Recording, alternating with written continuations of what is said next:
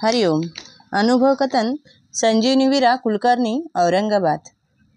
संकट कुठल्या स्वरूपात कसं चालून येईल त्याची कोणालाच कधीच कल्पना नसते, पण त्याचप्रमाणे संकटावर मात करण्यासाठी श्रद्धावानांचे तारणहार सद्गुरू अनिरुद्ध कुठल्या स्वरूपात धावून येतील याची कल्पना कोणी करू शकत नाही.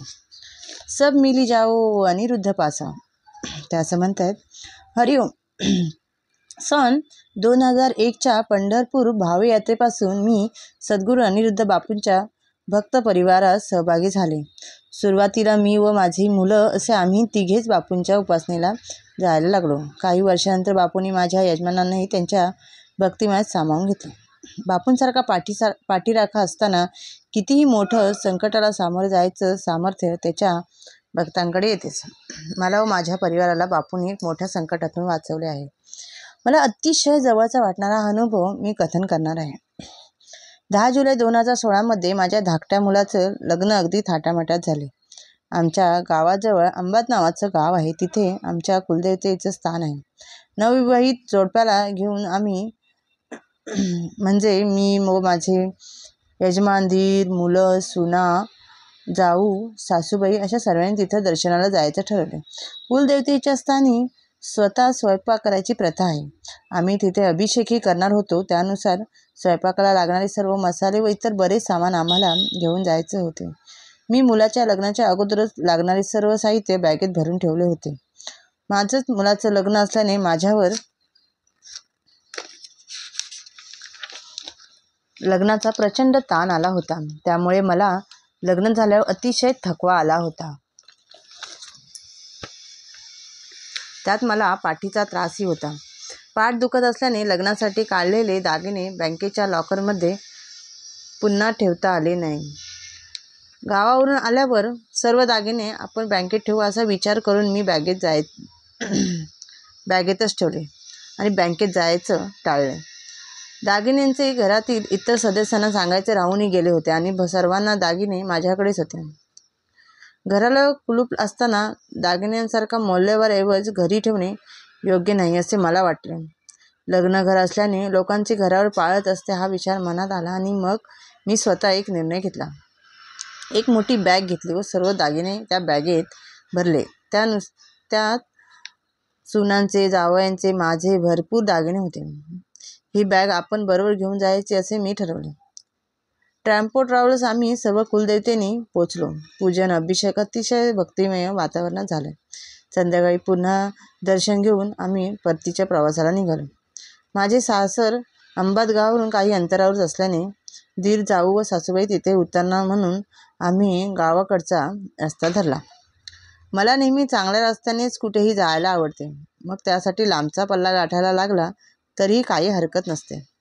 म्हणून माझं लक्ष नसतानाही माझ्या दीराने माझ्या पतीला एक शॉर्टकट रस्ता दाखवला व आपण ह्या रस्त्याने जाऊ असे म्हटले. नुकताच पाऊसही पडला होता आणि तो कच्चा रस्ता असल्याने त्यावर दगड, माती व चिखल होते. त्यामुळे गाडी चालवायला कठीण होते. मला जर ह्याची कल्पना असती तर मी ह्यांना विरोध केला असता. त्याचे कारण एकही होते की माझ्याकडे एका बॅगेत सर्वांचे दागिने ठेवले होते. हे माझ्याशिवाय अजून कोणालाच माहीत नव्हते. ड्रायव्हरच्या मागच्या सीटवर मी व माझे यजमान बसलो होतो व आमच्या मागे इतर सर्व मंडळी बसली होती.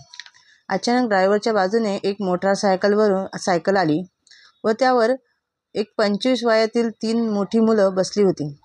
त्या मुलांची आमच्या गाडीला ब्लॉक करायचा प्रयत्न केला. आम्ही बेसावध असताना त्यांनी गाडीवर दगडफेक सुरू केली. ड्रायव्हरला गाडी चालवायला कठीण जात होते.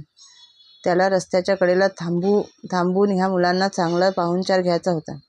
जेव्हा संकट येतं तेव्हा आपण मन कधीच स्थिर राहत नाही व भीतीपोटी मानव चुकीचा निर्णय घेतो. पण इथे त्याचा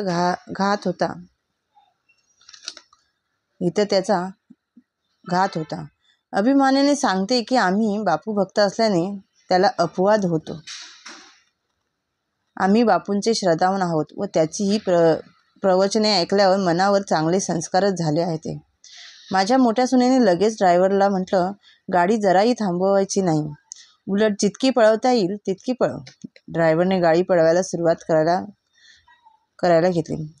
त्या मुलांनी गाडीवर अजून दगडफेक सुरू केली. एक दगड मोठा माझ्या दिराच्या चष्म्याच्या काचेला घासून माझ्या पतीच्या डोक्यावर माझ्या बाजूने माझ्या जवळ आला आणि मी चक्क तो झेलला. हे इतके अचानक घडलं की दगड आत येईल त्याची आम्हाला कोणाला कल्पना नाही आली.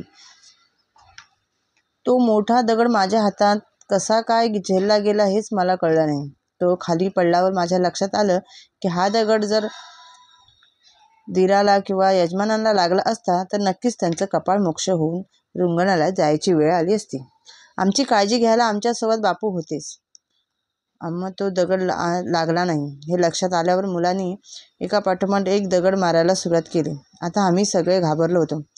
माझ्याकडं 90 ते 100 तोळे असलेली दागिन्यांची बॅग असल्याने मी तर खूपच घाबरले होते. तरीही मुलांना सुनांना धीर देत म्हटलं की घाबरू नका, बापू सर्व काही नीट करतील. ह्या मुलांना धडा शिकवतील. आमच्याकडे भरपूर पैसे होते. आयुष्यभराची पुंजी बरोबर आहे ही असं म्हणायला हरकत नाही. व ह्याशिवाय माझ्या 2 तरुण सुना, जाऊ, मी अशा आम्ही 4 बायका होतो. ही नराधम मुलं काय करतील काही सांगता येत नाही. जोराजोराने आत्तरतेने जीवाच्या आकांताने आम्ही ओरडत, बापू बापू तुम्ही आता वाचवा अशी साथ घालत होतो. माझ्या गळ्यात सोन्याची चेन व त्यात त्रिविक्रमांचे लॉकेट होते. ते लॉकेट घट्ट धरले व मी सतत बापूंचा फोटोकडे बघत त्यांना सांगत होती की बापू ह्या मुलांना पाळा, काहीतरी करा, सर्वांना ह्या संकटातून वाचवा. अचानक काय झाले ते कळलेच नाही, पण त्या मुलांच्या मोटरसायकलचे लाईटच बंद झाले व त्यांची गाडी खूप पाठी राहिली. हळूहळू आमच्या व त्यांच्या गाडीचं अंतर वाढलं गेलं व सर्व बापूंनीच घडवून आणलं होतं. संधी साधून आम्ही रस्ता बदलला व ड्रायव्हरने गाडी सुसाट पळवली. हायवेवर आणली. संकटाचे निवारण झाले व अचानक केंद्रातील एका परिचित श्रद्धावानांचा फोन आला. त्यांना सहजच आमची चौकशी करावीशी वाटली म्हणून त्यांनी आम्हाला फोन केला होता. त्यांना आवाज ऐकला आणि आमचा बाण फुटला. नुकतीच आमच्यावर इतकी मोठी आपत्ती येऊन गेली व आम्हाला धीर देण्यासाठी बापूंनीच त्यांना फोन करायची बुद्धी दिली होती. आम्ही हे त्यांना घडलेले सर्व किस्से सांगितले. बापूंनी ही अरिष्टात आमचं संरक्षण केलं व नंतर फोन करून आमचं सांत्वनही करत धीर दिला. हीच सर्व बापूंची अगाध लीला आहे. मी तुमच्यासोबत आहे त्यांनी श्रद्धावानांच्या स्वरूपात येऊन आम्हाला कळवून दिलं.